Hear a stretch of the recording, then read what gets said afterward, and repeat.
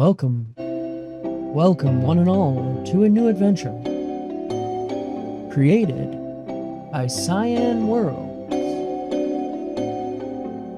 I first experienced this game on my parents' Packard-Bell. And this has been lovingly recrafted in the Unity engine. This is RealMyst Masterpiece Edition. It has a bevy of enhancements. I realized the moment I fell into the fissure that the book would not be destroyed as I had planned. Indeed. It continued falling into that starry expanse of which I had only a fleeting glimpse. I've tried to speculate where it might have landed, but I must admit that such conjecture is futile. Still, questions about whose hands might one day hold my Myst book are unsettling to me. I know my apprehensions might never be allayed, and so I close, realizing that perhaps the ending has not yet been written. Yes. The ending, perhaps, has not yet been written. This is Myst. A game about adventuring, puzzling, and ambient storytelling. There is a lot to be said for the ambiance of this game, the music, the sound effects. They really bring the world to life, and the Masterpiece Edition expands on this by adding new graphics, textures, dynamic water, lighting, things of that nature that weren't present in the original 1994 release. So, let us select the Myst book, and let us start our adventure. We don't know who it was that dropped this book for us. This person who fell into this starry expanse. But what we do know is that this is where our adventure begins.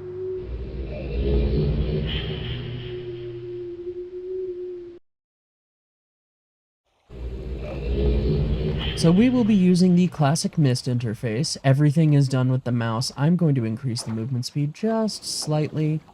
I don't want it to be too high. I don't want to make anybody motion sick.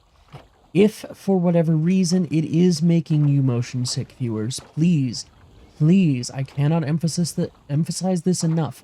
Let me know in the comments. I will happily turn it down. Likewise, there are other settings that I have turned off for this playthrough that are available to us. One note, volume control. I have exactly one slider. It is a master volume control. I do not have the fine audio controls that I had in, say, Shadowgate or other games. Just wasn't something that Cyan Worlds included in this game. Now, in terms of settings, I have the focus effect and the motion blur turned off for this playthrough. And that is because I know that both of these things can cause, oh no, I don't want to quit the game. I just want to leave the menu. Can cause people significant motion distress.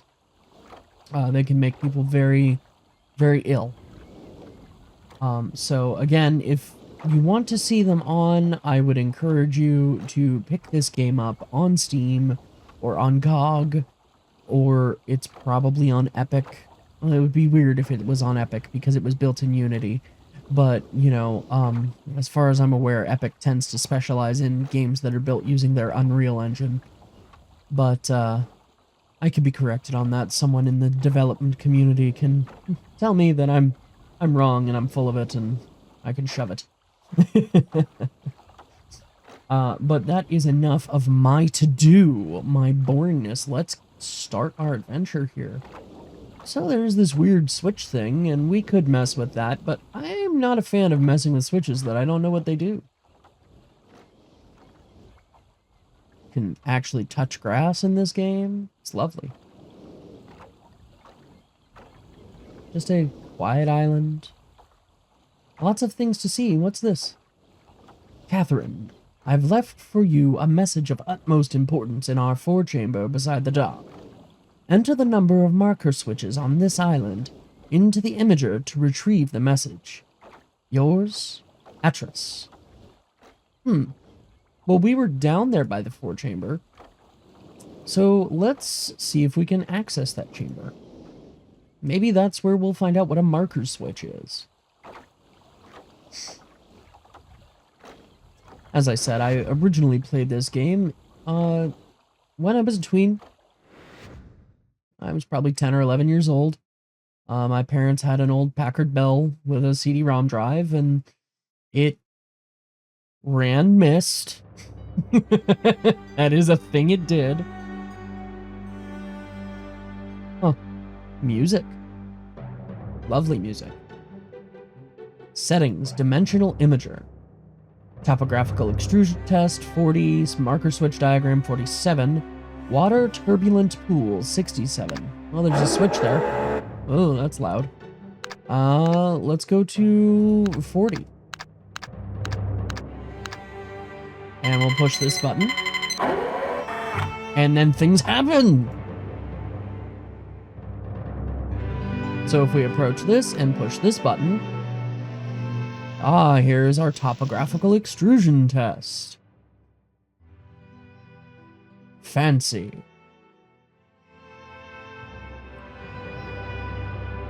This gives me hope that we can find out what a marker switch is. Oops. That's 47. The puzzles were not obtuse. Were a bit obtuse for me as a tween.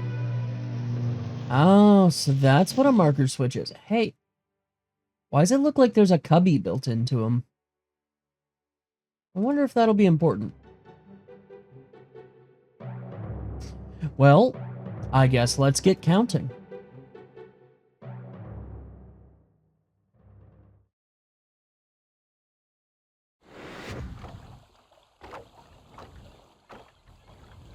We know there's one.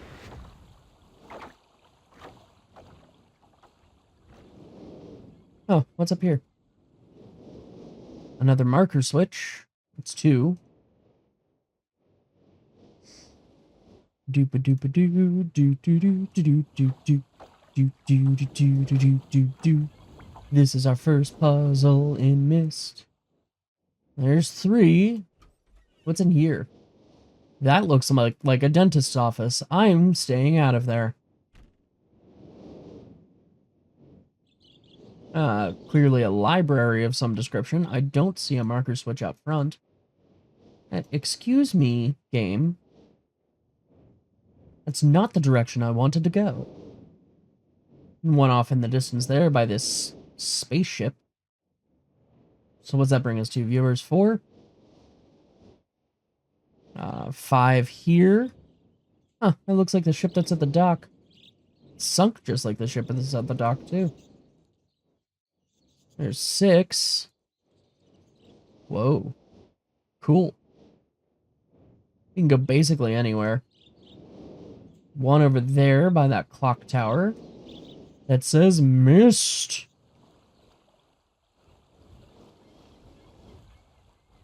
I wonder, can I get a decent shot of it? Yeah, it's half decent. Kind of like that view better. That might be my thumbnail. Who knows? 7. Oh, that's pretty. All right. Oh, what's this over here? A tree.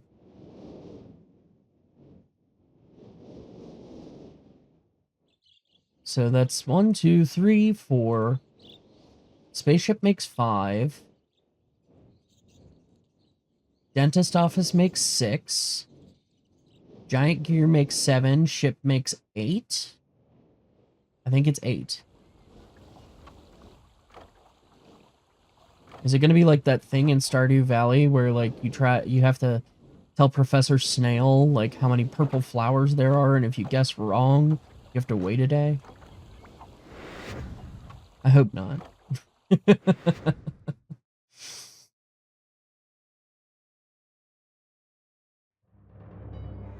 Anyway, so Atrus said to enter the number of marker switches on the island. Well, that happens to be 8. Well, we definitely did something. Let's see what it is. Catherine, my love, I have to leave quickly. Something terrible has happened. It's hard for me to believe. Most of my books have been destroyed. Catherine is one of my sons. I suspect Packard, but I shouldn't leap to conclusions. I'll find him and Sirius as well. Oh, I should have known better than to left my library unchecked for so long. Well, I've removed the remaining undamaged books from the library and placed them in their places of protection. You shouldn't have to use the books until I return, but if you've forgotten the access keys, remember the tower rotation. Oh, and don't worry, Catherine. Everything will be fine. I'll see you shortly. Oh, and erase this message after you viewed it, just to be safe. So, that presumably was Atrus, and that sounds very much like the voice we heard in the introduction. So maybe it was his Myst book that we came across? Remember the tower rotation, he says. I wonder what that could mean. Again, I apologize if you couldn't hear Atrus very well. The sound balancing is not something I can do anything with. He did say that his remaining books were placed in places of protection. There are books here as well. A blue book with nothing but static.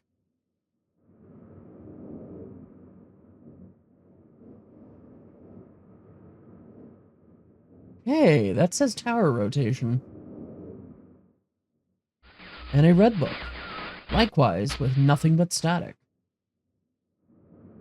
There are pages, possibly, that go into those books, but we're not going to mess with those right now. Huh, tower rotation, huh? Whoa. Whoa. Okay, so we can literally rotate the tower around by fiddling with that.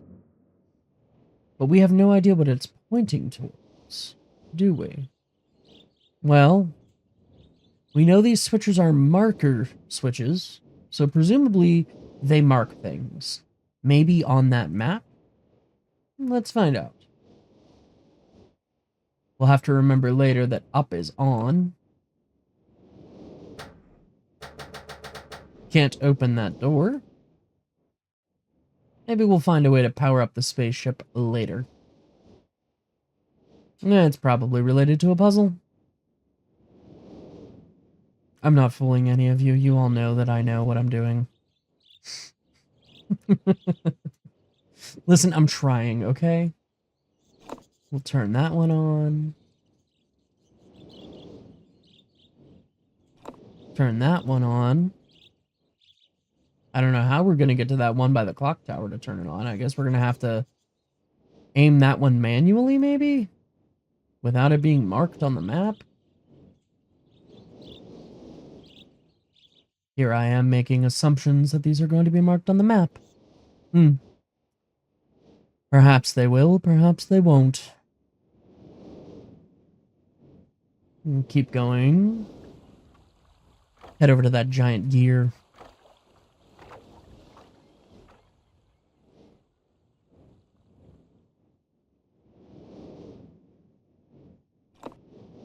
Turn that on. How do we open this? I don't know. Who says it opens, Rogue? My memory. That's who. Okay. They're all on, except for the one that I can't reach. So, let's go see what that's done.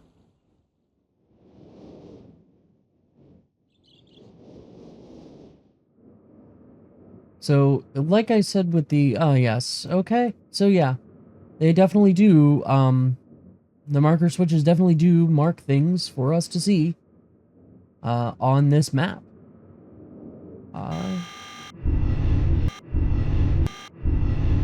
And now the line turns red. So maybe there's something to do with the tower there?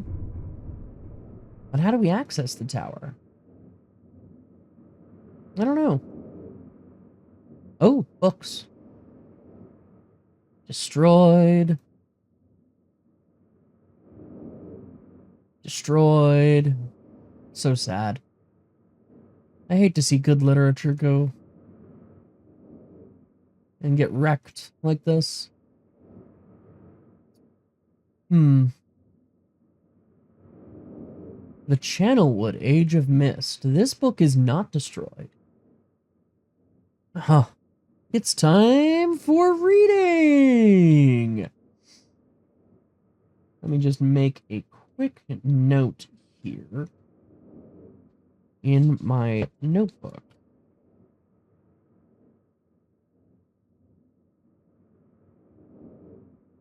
That way I can give you all a timestamp. That way if you don't feel like reading along with me, you can skip around.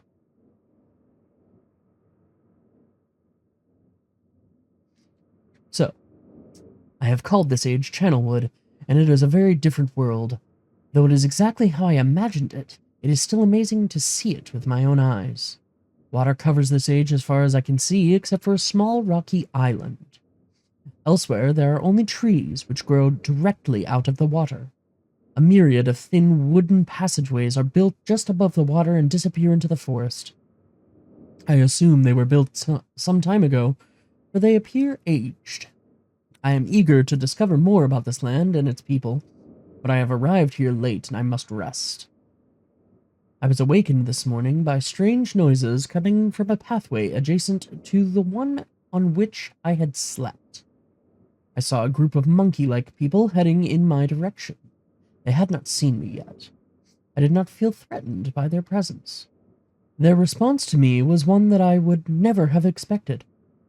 After staring at me for a short time, they fell to their knees and began what appeared to be some sort of ceremonial worship. I tried to speak to them, but they did not understand my language. Instead, they indicated through enthusiastic hand motions that I was to follow them. As we walked, I began to notice that the waters below us were changing colors. Slowly, subtly, they would change from deep blue to muddy orange, then from muddy orange to beautifully clear. I was so intrigued by the water, I hardly noticed that we had arrived at a ladder. Climbing the ladder led us to their village, which is about 10 meters above the water and can only be reached by rope ladders that stretch from the lower paths to the village level, approximately halfway up the grand trees. It is very interesting watching these people carry out their daily tasks. Even after watching them for hours, I did not understand exactly what they were doing. At sunset, they motioned for me to follow them. I followed the creatures to the doorway of an enormous hut. Strangely, once inside, I found that the hut appeared even larger than it had from the outside. The walls were garnished with bright metals, and in the center of the hut sat the leader of these people. At least, he appeared to be their leader, for he sat a meter off the floor in a thick throne.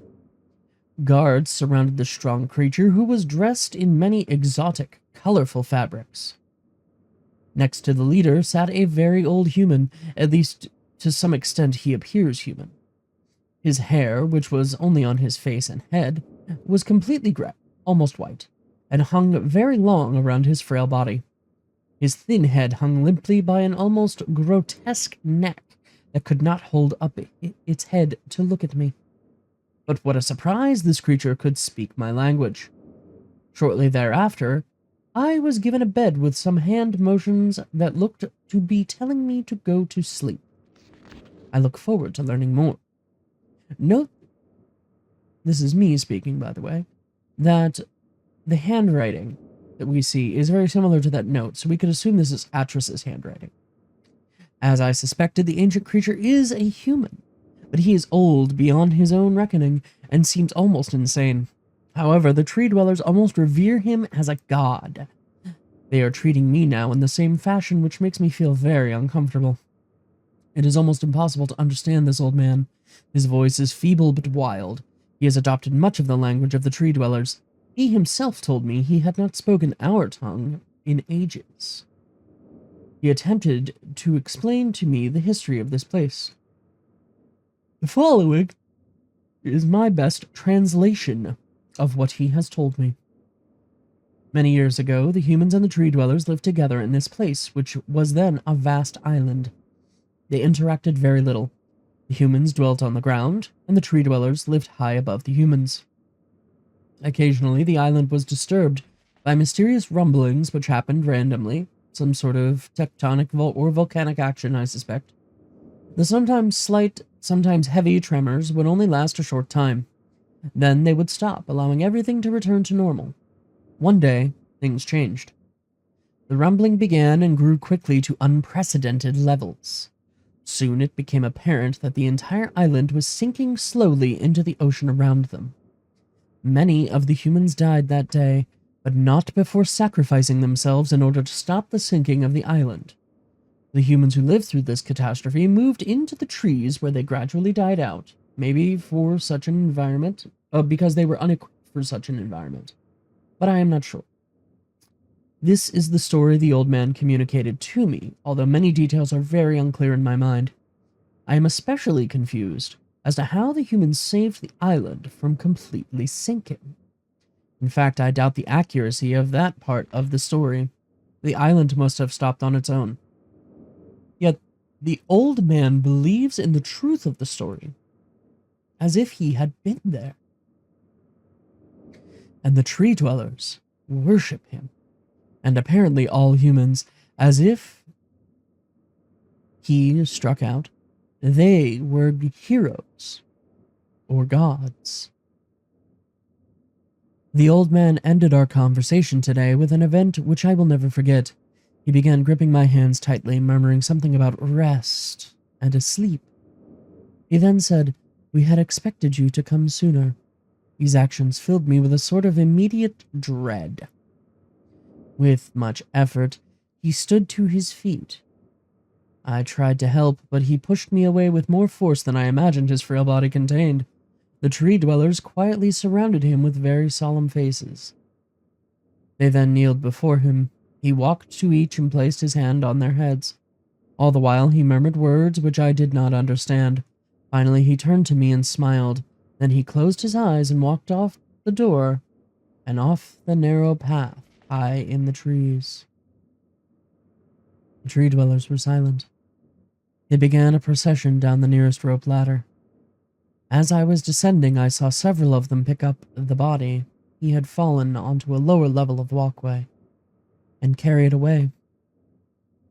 He was laid down at the dead end of a short pier-like structure. With the use of some potion, one of the tree creatures lit the pier on fire, and I watched as the flames engulfed him. As this strange funeral proceeded, the waters around the pier changed to dull green. This morning I awoke, finding it hard to even believe the previous evening's events. The water is a dull green as far as I can see now. For some reason, the water no longer shifts color. As I wander throughout the pathways, the creatures watch me, curious to see what I will do next. They are constantly offering me strange objects of affection. I even found food outside the doorway to the room in which I had slept. This is a unique race of beings. I hope to learn their language soon so that I may learn more from them. I have lived on this world for 3 months, off and on, and the tree dwellers have shown great hospitality.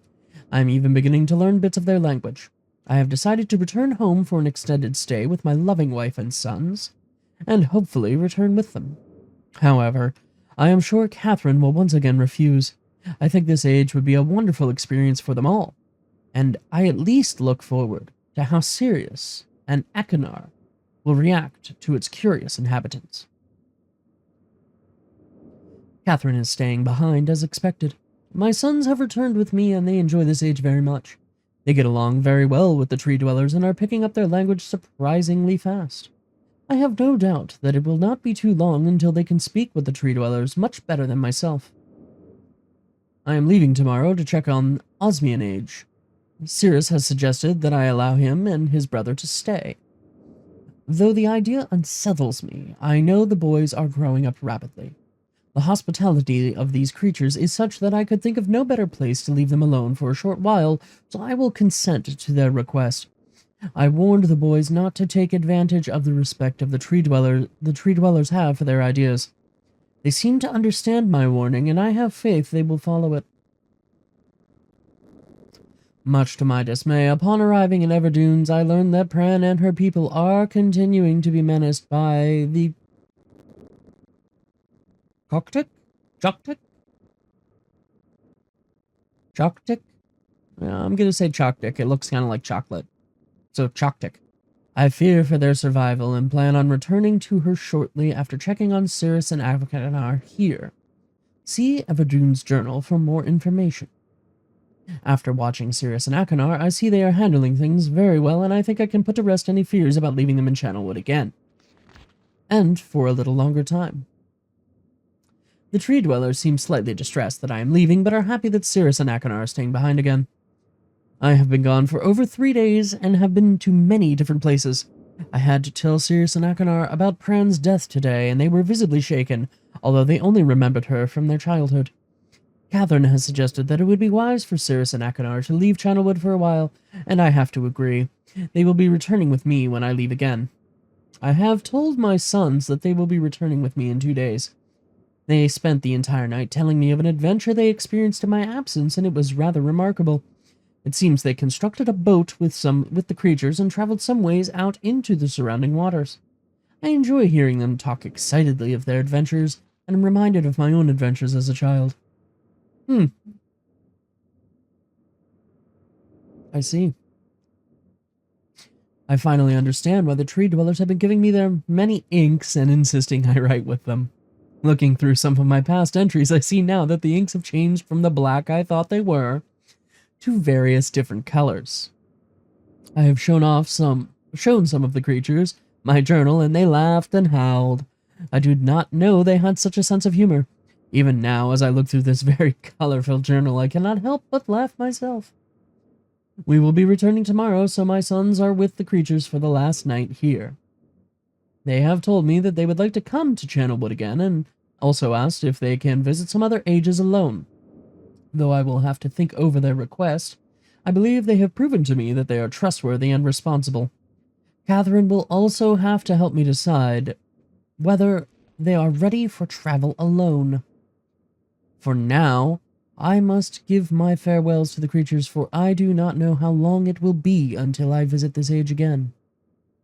And then we see that Atrus is also a half-decent sketch artist. I mean, it looks like he's drawn some figures here. But that will have to do for this episode of Let's Play RealMyst Masterpiece Edition, which for the rest of the series I'm just going to call Myst, because RealMyst Masterpiece Edition is quite the mouthful. I hope you have enjoyed our little introductory foray into the island, and next time we will do some more reading. We will do some more reading. Until then, I hope you have a wonderful day. And if you like this video, let me know by tapping the like button, leave me a comment. Let me know if you need any settings adjusted, viewers, volume, or,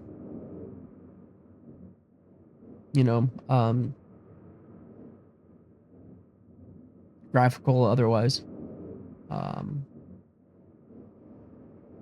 movement speed, that sort of thing. Let me know, and I will do my best to accommodate you. Probably episode 3, because I will probably record episode 2 shortly after this video goes live. So I will try to accommodate you if you respond a few days after, then it will not make it until episode 3 or 4. Until next time, I hope you have a wonderful day. Bye-bye.